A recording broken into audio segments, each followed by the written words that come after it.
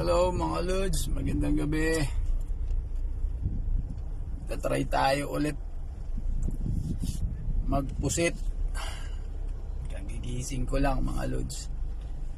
Sinakto ko talagang medyo maaga. 6:30 ng hapon dito sa amin sa Bahrain. Kahapon medyo nakadami tayo. Gusto kong itry ulit ngayon kasi sayang this susunod na week mahangin na. Start na bukas, medyo mahangin, mahirap na manghuli ng pusit. So gusto kong itry na ulit ngayon para may stock at least sa mga susunod na araw. Hindi ka na mag-iisip ng punta-punta ng dagat. Sayang kasi ito, on the way na ako papunta ron. Dito na ako sa 7 to 7, no? Palabas na ako rito sa amin. And BB, ito yung good idea sa amin kahapon dyan sa Lulu, diba? Dumaan din ako. Ito na ako, on the way na ako papunta ng Pusitan. Marami rin nagpusit pero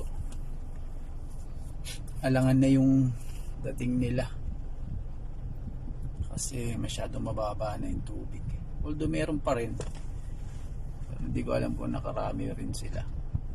Sige mga Lods, mamaya bibidyoan ulit natin pag nandun na tayo. Sana makarami ulit tayo. Salamat mga Lods. So mga Lods, andito na tayo. Same spot pa rin. Ayun yung dagat, oh. Medyo mahangin na naman, pero try natin dito sa kabilang gilid kung makakadali tayo. Ito, yun yung mga gamit natin. Yung dalawahan pa rin gagamitin natin kasi ito, sinasa ko na yan kanina. Ito yung mga gagamitin natin. Ito, dito yung flashlight ko. Ayan yung flashlight. Ito yung sa akin. Ayan ako, ayan yung dagat. Tignan natin kung makakadali tayo ulit. Ito yung pantusok, dalawahan. Ayan siya. Inasa ko na kanina kasi kahapon bumaluktot siya. Marami na siyang bagay, ilang araw ko na rin ilang halos taon na rin, mga 2 years ko ginagamit to. Sige na mga Lods, sana makadali tayo ulit. Marami.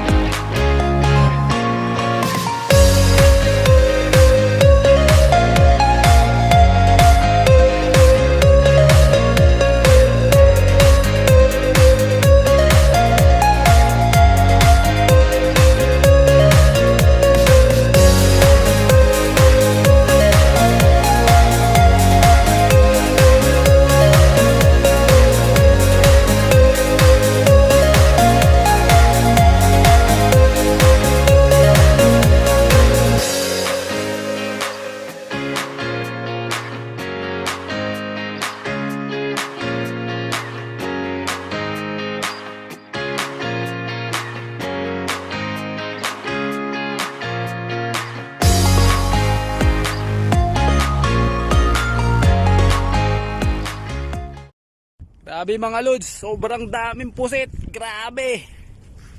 Ako na umayaw. Ang ganda ng tubig kasi oh. Pinagpestaan talaga ako ng pusit. Eh ako lang mag-isa nang uhuli. Kunin natin yung balde mga lodi. Grabe. Hirap na hirap akong dalahin yung plastic mga lods. Kasi sobrang dami niya. Ay ang ganda ng dagat. Grabe yung dagat. Nakisama. Thank you Lord. Grabe blessings.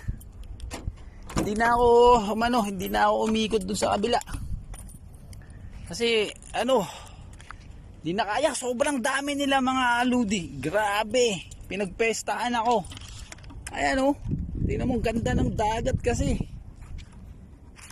Walang hangin. Tumahimik ang tubig. Kaya sabi ko, nakisama yung dagat. Grabe blessings mga lods. Papakita ko sa inyo, tingnan mo. Tingnan nyo Ayan, isasali natin. Yan yung isa, tinusok ko pa dyan lang. Pauwi na, papunta na ako ng kotse.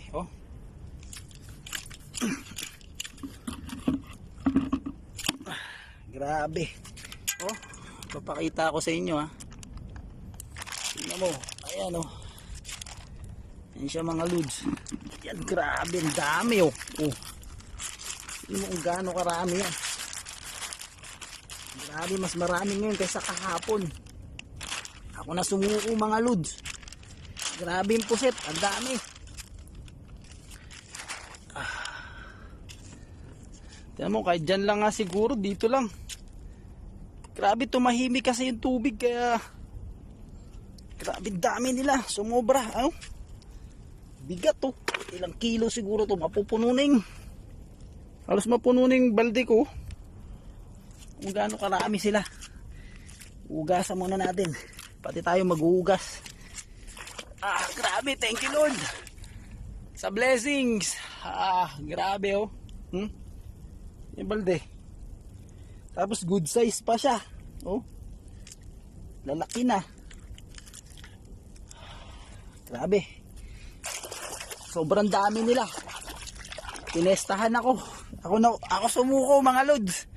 Ako lang kasi mag-isa rito. Grabe. Thank you Lord sa blessings. Sige mga lods. Yung i-upload ko naman yung pagluluto ng malapit na chef namin dyan. Yung tropa ko hindi sumama kasi pagod na pagod sa trabaho. Sige mga lodi, doon na tayo lods. Akit na tayo sa bahay. Nakapagod pero okay lang. Dami natin yung dali. Dami natin nahuli.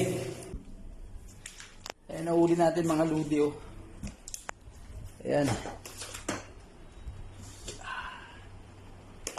Grabe, dami. Halos mapuno yung halos mapuno yung balde. Ang dami nila. Grabe. Kamote. Susunod, iba-vlog ko. Ito naman. Magpipishing kami. Ayan yung mga pang-fishing ko. Ayan. Sana sa Thursday or Friday try kami mag-fishing naman. Lods, thank you. Thank you Lord sa blessings. Dami ko ng ink. Sige na mga Lods, sa susunod. Pagka alam ko ngayong mga week, wala nang wala nang, hindi na masyadong, mahangin pa nga yata.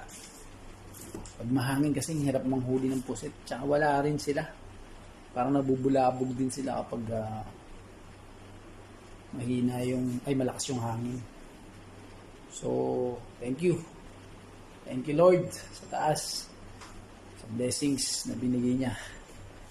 So, marami na kaming ulam kahapon at saka ngayon. Kahapon siguro mga naka 30 piraso rin ako. Mga 5 kilos din. Ngayon, mas marami ngayon kasi siguro mga 7 kilos or 6 kilos. Bigat. Sige na mga lodi, luluto pala tayo. Calamares para May nagluto na yung chef namin, ayan, paksiw. So, mas masarap to pag lalagyan natin ng calamares na na pusit. Ayan siya. Kakalamares natin. Good size na, lalaki na ako. Diba? Malalaki na yung size niya. So, dito na nga. Halos 5 fingers na. Mas magkasing laki na kami ng palad. So, ikakalamaris natin yan. Wait lang. Titimplahan natin ng pangmalupitan. Yan mga lods, naiwa na natin to. Yung puset. Catch and cook. Timplahan natin ng ang malakasan. Siyempre, halagyan natin paminta.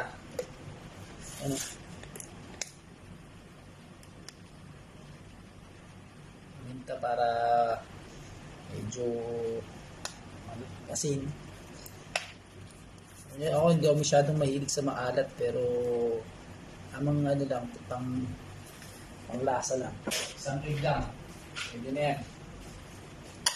Ang egg naman pang lang para lang pang siya tumulong na crispy.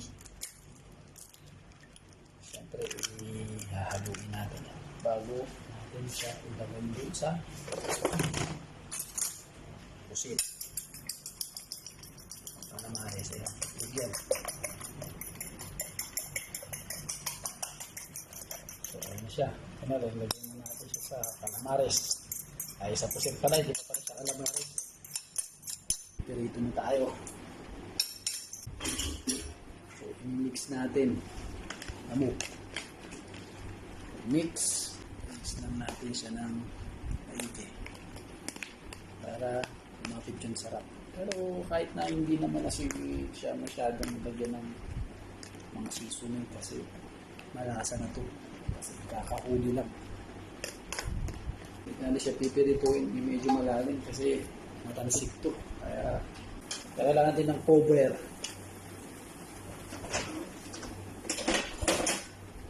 So ito yung gagamitin natin pang baliktad sa kanya. Kasi hindi ka naka-cover. Kawawa mo kamo. Dito muna tayo mga lods. Ayan na mga lods. Pipirito na tayo. Ayan yung flour. Tapos, ito na yung pusit. Ayan na yung nahuli natin na pusit na kakalamaris natin. Ito na yung mantika. Mainit na siguro to. Pero kailangan talaga naka-cover ka kasi masyadong matalsik to. Hirap magluto, Ludi. Ang talsik ng to. Ang talsik ng mantika, kamuti. Imbes na ako talsikan, buti lang may cover. Kamuti.